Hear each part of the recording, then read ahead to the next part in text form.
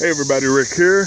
Today is June the 8th and I think it is time for another garden update. So let me walk you through the new changes and everything else that's been going on. So again, this is collards, mustards, and spinach. Been eating off of this stuff for, probably 6 weeks, 7 weeks now. So it's time to pick the collards again. So I'm picking everything about once a week. So I made some green smoothies this morning with the spinach. And my wife really likes them. I'm getting a kick out of them. So I've been experimenting with a few things too. So I'll try some collard smoothies and mustard smoothies. If it's a green, chances are I'm gonna try it in a smoothie. If it's real tart, like I did with the arugula earlier, which I'll get to, I just mix in enough fruit with it and we'll just go with it from there. I moved my cucumber pot over here. For whatever reason, that a little further east does not seem to be getting enough sun, and because I did that, these jokers are actually starting to grow pretty quick now. So this is about 3 days ago. They were, just kind of like this one right here. I mean, now you see they're starting to sprout a little bit, and yeah, I think it's just probably because of the lack of sun. Because if you notice, I got this big tree right here, and I didn't keep it in consideration of where the sun would be coming up, because normally it would come up towards, the south, and now it's almost coming due east up directly over the head. And this tree seems to shade out that far box, which you'll actually see the difference when I get to it. And the sun don't actually hit it till about 11 a.m., which, lesson learned. So, all right, here's my beets. It is almost time to actually start picking these. I'm gonna start picking some beet greens eventually, but I'm not sure if we can see this or not. See if my shadow is in the way. But you can actually start to see some heads develop on the beets now. So I'll be sauteing beet greens and juicing the beets themselves. Make great beet juice. Stuff's amazing. Green onions, I've been picking a couple of them, just kind of cutting them up in my eggs a little bit. So the broccoli, I probably should have thinned that out. It is getting huge. I'm still not getting any heads, but we've gotten just so much rain. This is actually one of the very few days that it has not rained. It rained yesterday and probably the previous month before that. So I haven't had to water my garden all month, which is kind of cool. But my tomatoes are getting a little too much water, so I'll let everything drown out there though. But yeah, that's my broccoli, so I can actually start eating some of them greens. So I've been treating about once a week, if the rain don't wash it off, with the BT caterpillar killer and the neem oil. And as you can see, the leaves actually look pretty good. So I mean, I got a few holes here and there, but that's actually to be expected. But overall, everything looks really good. All right, here are my tomatoes. They have grown big time. And if you look right here, I'm starting to get some fruit. There's one there, one there. I got one over here. Let's see if you can see that right there. I think I saw another one developing over here somewhere. Oh, there it is. So those are on my better boy plants. So yeah, the better boys developed real quick. But that's all the tomatoes I got so far. But yeah, these plants are getting huge. This is a mortgage lifter, and it's getting massive. Now, I did something a little crazy with this one. I might have gave an update on it last video. This is actually 2 tomato plants. One I thought was gonna die, but I didn't dig it up. I left it in there and I planted one right next to it, and it miraculously came on back to life. And it is doing real well. So I'm being very diligent about sticking this one all the way through the cage. A couple areas and got past me, but all the roots are horizontal, so I laid every plant down. So there's 2 plants here. One root system is running this way and the other one is running that way. So and then I'm keeping them full of compost tea on a bi-weekly basis. So everybody seemed to be doing good. If one of them was actually starting to stunt, I'd probably just cut it on out. But actually, they're doing really good. So sunflowers they are probably about, if I'm guessing, about 3 feet right now. And this time next month, they should probably be up close to 10 to 12 feet. But here's all my tomatoes. I'm still getting leaf curl. And that's strictly due to the amount of water that we have been getting. So I'm gonna let the ground dry on out, and that should open these leaves on back up. But you know, everything is looking really good as far as the tomatoes. This is my Brussels sprout.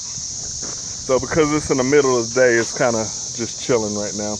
It'll perk back up when the sun goes down, like pretty much all big green vegetables. The leaves will wilt, so I'm not too much worried about it. I know it's plenty of moisture down in there. All right, here's the new thing. I finally put my trellises up. So I said I was gonna do a 45-degree angle. It was too much of an issue to get that lined up correctly. So I just ran regular old trellis, which is okay. So these are my cucumbers, and they are climbing. They're doing what they need to do. As soon as these on this end get long enough, I'll just swing them on over to the netting too. But I think I saw some down up in here. Let me see here. I mean, they're no size yet, but I'm actually surprised the bees have been able to get some work done, because I haven't hand pollinated anything, which is probably what I should do.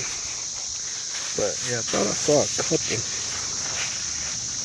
I mean, they're really, really small. There's one right there. So it's coming along okay. And so I see very small ones. So I'll probably go ahead and hand pollinate everything, just in case the bees, well, just in case we get some more rain, so where the bees can't actually get the work in. But yeah, that's a 10-foot bed. There's about 20 cucumber plants in there, and I'll just let them run up the trellis and be able to pick them from there. Over here is my spaghetti squash. So I trellised that on up with some string that I had. I think it's trout line string that I use for catfishing. But I just got them held up there, kind of get them on out, because they was actually reaching over to this bed here. Yeah, these things grow so doggone quick. But I've never done this to these particular melons before, so I'll figure out how to get the melons supported via pantyhose or something once they start developing. And then there's still a lot of flowers in the bed itself. All right, I just put this one up today. These are my pole beans. So I'll help them, and all you have to do is just do it once, and they definitely gonna find their way. But yeah, they started wrapping around the squash around the back and everything, so I had to carefully unwrap them and get them all put up on the netting and stuff. So, and everything's good. Actually, I can see space down there now, which I couldn't before. But I'll just let them go ahead and take off and do their thing there. So over here's another Brussels sprouts. So I know it's probably gonna be mad at me for being such a cramped area. Yeah, I didn't consider how big it would actually get versus this particular area either. Again, this is my first year growing Brussels, so we'll see what happens. But I'm seeing some little bitty tiny balls. Not sure if we can see them in there, starting to develop. So we'll see what happens with this particular one. I have 7 of them in the garden altogether. These are my turnips. I thinned them out once already, cooked some turnip greens. They were good. Cooked a big old pot of them. And then here in the middle, I have 3 more Brussels sprout plants. So I'll probably have to thin the turnips out here again soon. And here are cauliflower. So everybody's kind of hogging for room right now. I'm so glad this bed is deep and it is all compost, so nobody's really gonna starve. If they're anything, they'll just be fighting for sun. But this area right here is actually pretty good for sun, so it should work out. All right, here's my sage. I sprayed it. There's still a few bug marks, but I need to go ahead and pick it and make my sage tea out of it. This stuff has gotten thick real quick. So that just been so busy with the other side of the garden here. Here's my arugula. Oh my goodness. So I picked this little branch here today, and I blended, made a smoothie with it. It was tart. It was amazingly tart. But I just took some apples and some oranges, lemon, kind of sweetened it up a little bit, and actually it turned out pretty good. So yeah, that's the only thing. I mean, thing with smoothies, experiment with it. If it gets too tart, just add some kind of fruit or something like that. We don't do sugar around here, and I don't like the taste of stevia, so we'll just do fruit. Purple basil, I don't know what to do with it yet, but it's looking really good. So I might throw that in the blender too, and we'll see what happens. All right, here are my indigo rose tomatoes. So I'm guessing they probably just gonna be real small. So everybody else can reach the top. All my tomatoes, everybody else can reach the top. And these guys, they're getting wide, but they're not really getting much height on them. So, but we'll see. I don't know what to expect with them. So they get a decent amount of sun in this particular one. It's just this side of the bed that doesn't. Here's my peppers. I don't know. I think they might be a little small now, but yeah, they'll grow, you know, with more heat and everything. So here are my watermelons. So this one looked like it may be the winner of being able to stay, and that one I may have to cut. But I'm running into an issue because over here I got 2 more Brussels sprout plants, and it is starting to kind of hog a little bit of space here. I don't know how much bigger it's going to get. I need for this melon to vine some more so I can move it on out into this bed right here, which is the plan. So we'll see. But right now that one's the winner. No rush on cutting it. Now that's an okra right there that I put in a spot. I'll get to that story in just a minute. All right, here's my corn. This is kind of where things is getting kind of crazy, because I got this big tree right here. I think this corn should be a lot bigger than what it is. The wind kind of took effect, so I need to get this stuff standing back up. Yeah, we had a pretty big windstorm last night. But yeah, for whatever reason, I think the corn should be a lot bigger than what it is. And I definitely know the okra should be a lot bigger than what it is. It's been in the ground for almost 6 weeks now. 6 to 7 weeks. And that's as tall as it has gotten. So the experiment ones I had in my grow room, you know, those things exploded. So I was thinking it was the seed. So what I did is grab some of my seeds from last year's dried okra, which is that one there, them 2 there, these 3 right there. Anywhere where I had a dead spot, I just put one there and 2 there, a couple more. And they have almost caught up with the rest of these okra plants. So if they actually catch up and surpass them, I'm gonna pull all the other ones and plant my other seeds. I mean, I know they'll get big. I think them okra from last year grew to almost 7 foot. It was huge. But my carrots are looking amazing. So they're starting to get a little thick stalk on them.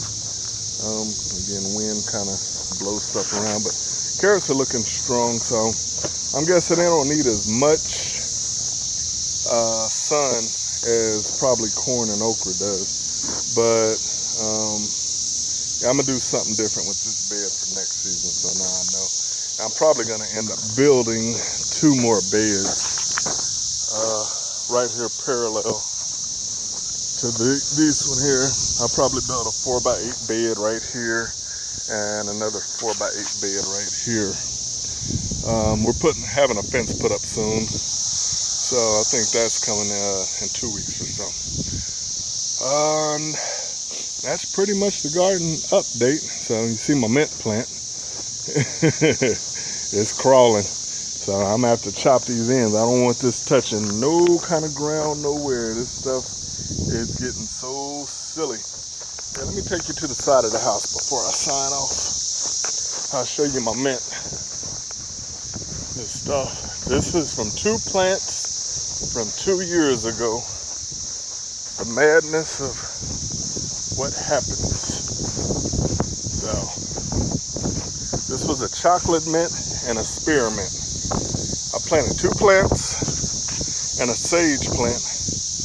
And chocolate mint is pretty much taken over the front, and actually in this side here. And the spearmint is taken over the back over there. It has spread out so far. I didn't even plant this. These are the little strawberries that I got that they just there. This is spearmint. That's a good 6 feet away from where I originally planted the other one. So that's a heck of a run up underneath the ground right there.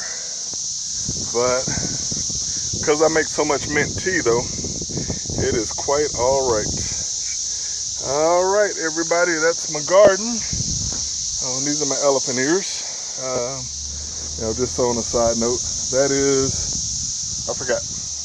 That was an extra plant. I don't want it to go to waste. So I planted there, so we'll see what it is. It's some vegetable. And my little flower garden right here. So, and that's a oleander tree. I got my wife for Mother's Day. So, all right, guys. That is the garden update. Hope you liked it. So we're doing really good with it. And catch me on the next update. All right, I'll see you later.